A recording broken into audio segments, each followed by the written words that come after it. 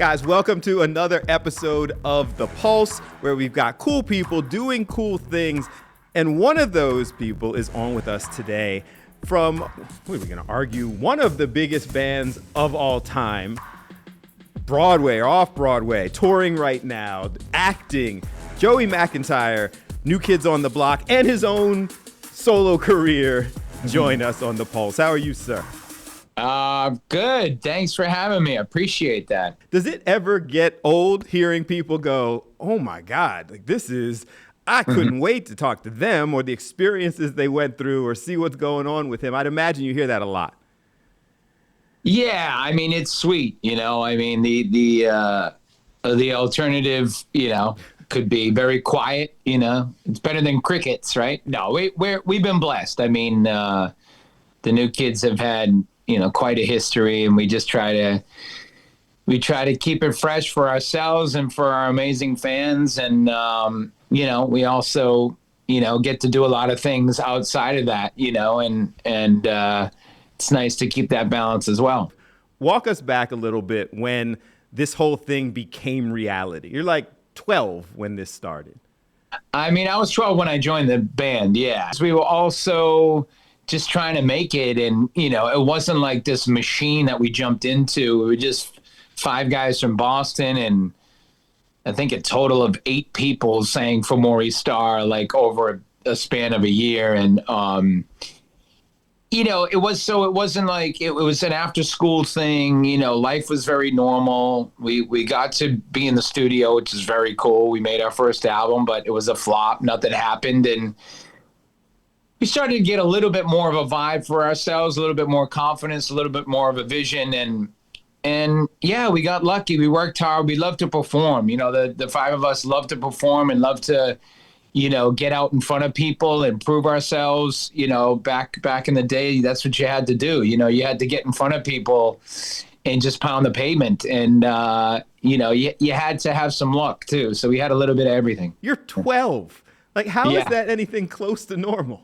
I grew up in community theater since I was like 6 years old. So to me, in some ways, a stage is a stage. It was just an opportunity to learn and grow and get out there and give it a shot. And I came from I had 7 older sisters and lots of personality and lots of dancing in the kitchen. And, we weren't a shy bunch. Being on stage in front of people didn't feel too alien, So you knew pretty young that some sort of performance was what you were interested in, just didn't know it would be this. You're just there for the fun of it. And I have to remember that, over my career, is that when I got, anxious or, I got to make it, or I got to have a hit record, or I got to do this, is like, go back to just like the real love of the game. And, and I think the New Kids had that too. It wasn't really about being famous. It was just about connecting with as many people as possible. And yet at some point you were really famous.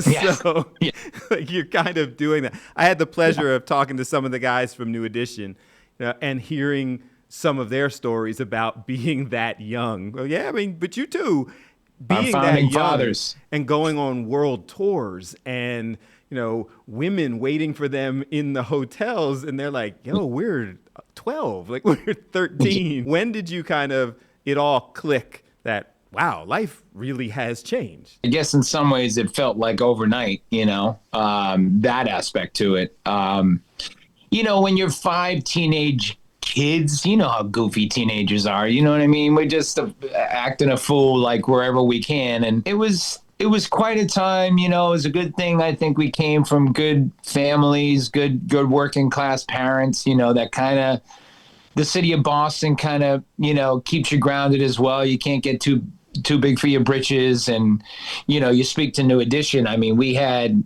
the greatest example in front of us, I mean, they were our heroes.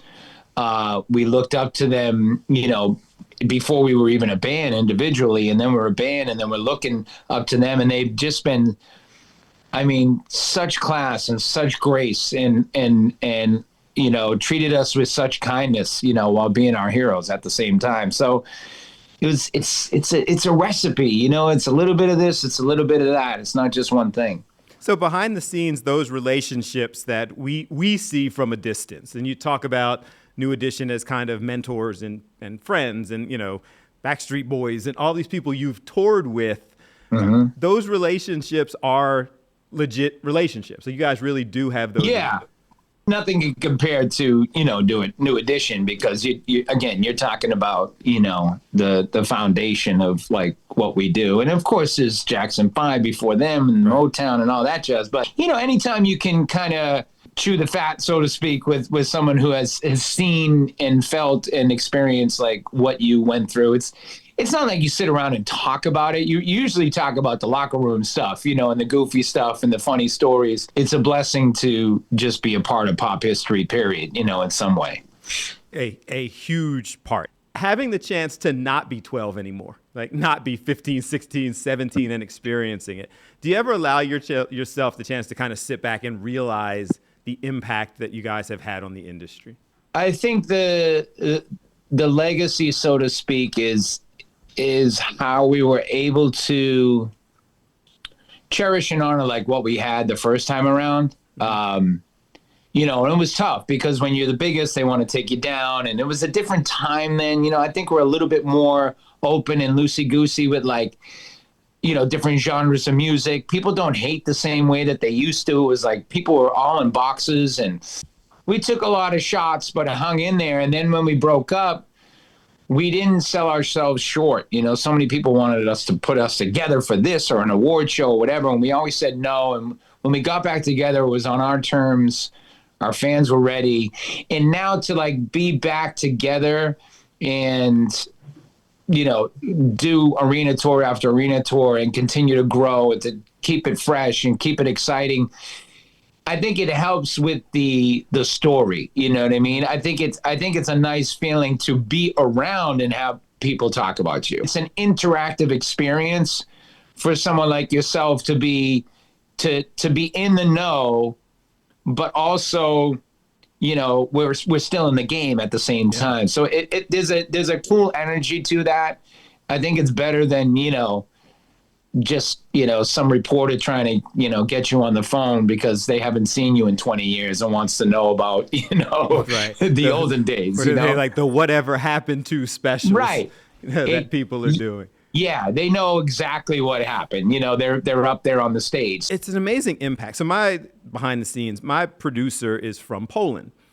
So she grew up in Poland at a time where you guys were everywhere but couldn't go there. They were like communist bloc kind of areas. And she was telling me before the show that you guys meant so much to her, even as an adult, because the fact that you're performing and what you were just saying, she was denied the opportunity to do that when she was younger and can do it now. Wow. So you hear those kind of stories. That has to be like, whoa. Unfortunately, there was only so much time that we had. I mean, certainly communism and, that coming down and, whether it was allowed to tour there or not. We did the States, we did Japan, some Asia. We spent a lot of time in Germany and the UK. There was a lot of places we didn't get to go. So we hear stories from, like your producer. What's her name? Ivana. Shout out to Ivana. People, we'll see T-shirts, like some person in like Africa wearing our T-shirt. And we're like, what the hell? You know what I mean? Because we didn't tour that much. So it's kind of... It's sweet to hear that. So you're touring now and have your own success, millions sold as a solo artist, still doing stuff, every year together as a group. You're on the Freedom Tour, have the Freedom album. What's that about and why the doing both? I got to balance it out. I mean, the name of my album is Freedom, and, freedom's a big term, but, this is about personal freedom and like carving your own autonomy, you know what I mean? And having your own path, along with what I like to say is like abundance can be a bit of a gilded cage too. You know what I mean? Like say someone's at a job for 25 years, been dreaming and doing something else, but you got to pay the bills and you're grateful for it. You know what I mean? But how do you make your own time, like little by little. I've made a lot of records over the years, a lot of music. It's been 15 years for a solo album, but I've written for the New Kids and a lot of one-offs. But to sit down and finish a complete album was a great accomplishment for me. And I was able to speak of that energy of like a bit of a chip on my shoulder about like, what about me? You know what I mean? And like, just say that out loud. And I'm glad that I had pretty much the courage to get honest about that, and then also share it the way I am now. And perhaps I can have both, you know what I mean? Because the more I take care of myself, the more I can show up for the new kids as well in those experiences. It's hard for people to understand that wanting more and having personal goals and things that you want to accomplish is not the same thing as being ungrateful for where you are and what you've already accomplished. Right. And that's a challenging balancing act for people to kind of figure out. It's no one's fault that you're where you are, because we can kind of point fingers and if this and if that, and it's nice to just get to work on what it really is that's kind of eating at you. And I was able to do that with this album and this tour too. Tonight we're gonna own this town. Tonight we're gonna own this town. Bartender, won't you bring me another? On April 23rd at the Theater of the Living Arts here in Philadelphia, what are we going to see on the Freedom Tour? Being a theater kid, I kind of, I guess, pride myself, for better or for worse. Like I'll perform anywhere. You know what I mean? As my dad would say, wakes, weddings, and bar mitzvahs. I love to perform and I love to connect. And, the last time, I was in Philly was more of a cabaret vibe, but this is in more of a club feel. I wanted to do what's right for the music and portray this in the way that's in my head. I'm excited. I'm very excited. I mean, Philly, of course, I had to play Philly because I always do. And so many memories there. And I'm looking forward to it. So you're doing Philly and a lot of other places. So for people who are not watching in Philly, watching nationally, there are a lot of opportunities for you to see him on the tour. But then the ongoing, performances continue. So you guys have a Vegas residency. It's become like the music mecca now, We have arrived already, but when you're playing that kind of a big residency, it's an affirmation of all the work you've done to get there. And we always try to make tours that are great and have great themes and great energy and keep it fresh. But to be in Vegas with all the bells and whistles and build the show of your dreams basically is it's so cool that it was still on the table. It's something we haven't done in all these years. And we can feel the excitement within each other, within the group. And I think when we're excited, then the fans are going to get excited. That energy is infectious. It's pretty interesting that there's still bucket list items that you guys are checking off. I know. After 40 years or 30 years of doing this. Yeah. I mean, this is a big one. So timing is everything. And it's nice that this was still on the table and it was something that we could jump into.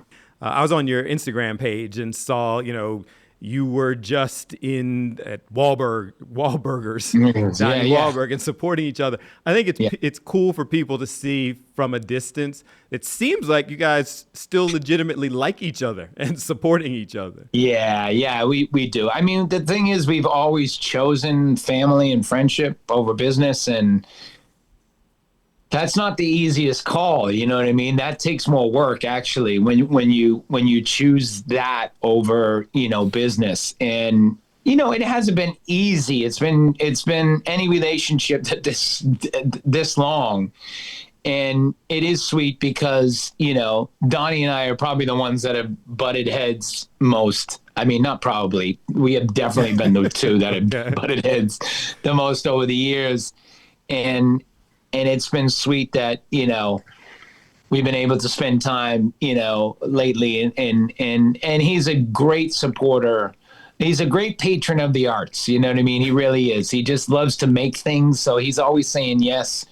And yes, to your point, he hosted a couple of listening parties. And I'm glad that I'm getting honest about where I was coming from with the music. It's not a secret. I've realized that tension is good. That tension is good for the art. That means you're trying to work things out. And it's been fun. And speaking of like new additions, sometimes I'm like, Yeah, it was like I always used to love like when Bobby and Ralph would get together, you know what I mean, for something like a solo thing, or that would like light me up in a different way. You know, it was like a bonus. So I have to remember that as a fan, that I think our fans like that too. Like over the years, there have been everything, and TV shows and documentaries and behind the scenes. But you mentioned New Edition and that mini series they did, and how real and raw and kind of open. Like I saw an interview with them where they said there were things that in that miniseries that they didn't know, had happened with the group. Any interest in being that open, and providing that level of access to people? I think so. I think a proper documentary is something we haven't done. So I think we're talking about that. There's so much there, and I think we've articulated over the years, there's some great stories of like where we came from and how we were formed and what influenced us, and, Boston in the 80s. And, but we've never really captured it properly. Next on The Pulse, it's our favorite question. How does he use his voice for good? The messages are out there, but how do we deliver that message? Is it with kindness and understanding? JoeyMcIntyre.com, the website will get you the link to the tickets for the Freedom Tour. And I'm at Joey McIntyre on Instagram. I hit X every once in a while. I'll post something, but I'm an IG guy, so that's where you can find me. Yeah, I don't do a lot of X anymore. It feels like X is the place you go to hear what people are angry about. Yeah, it's a bad neighborhood. Yeah, don't. I'm good. People who live there, like that's no disrespect to your neighborhood. I just choose not to. Yeah, to go there. Instagram's like the suburbs. You know what I mean? And X is like in town down the alley. Come and have a real conversation. The last question for every person is, what does that phrase "use your voice for good" mean to you and your career?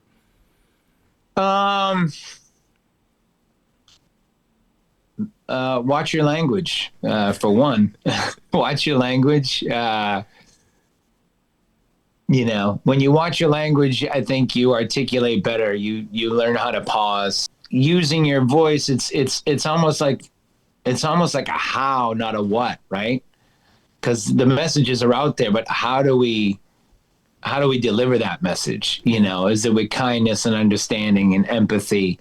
Or are we just trying to elbow our way in there and trying to push people around to get our way? I have a lot of opportunities to use my voice, and I just try to stay humble. And my Achilles heel is like, I can get a little diva every once in a while, because you're out there and you're touring, and people are there's my cup runneth over, and so that's what to balance that out, because normally most of the time I do have the opportunity to use my voice for good, and I think most of the time I do a decent job with that. Guys, thanks so much for watching another episode of The Pulse. I really enjoy these types of walks down memory lane. These are some of the super groups that so many of us remember. Our introduction to music, or tours, or big tours, New Edition, of course, New Kids on the Block. And so today's guest, Joey McIntyre, was just fun to hear those stories, his perspective, and see that he's still doing it. And I leave you today, as I always do, reminding you, whenever you can, use your voice for good, and have a good one. Appreciate you. All right, before I let you go, Ivana just walked in the studio. She wanted to wave or say hi or whatever. Hi. I just wanted to say thank you from the bottom of my heart for 30, almost 5 years of memories. And to you and the boys, I love you all very much, and you mean very much a lot to me. Thank you, thank you, thank you. Thank you. Always a blockhead. He'll make fun of me later. Yeah, I probably will make fun of her.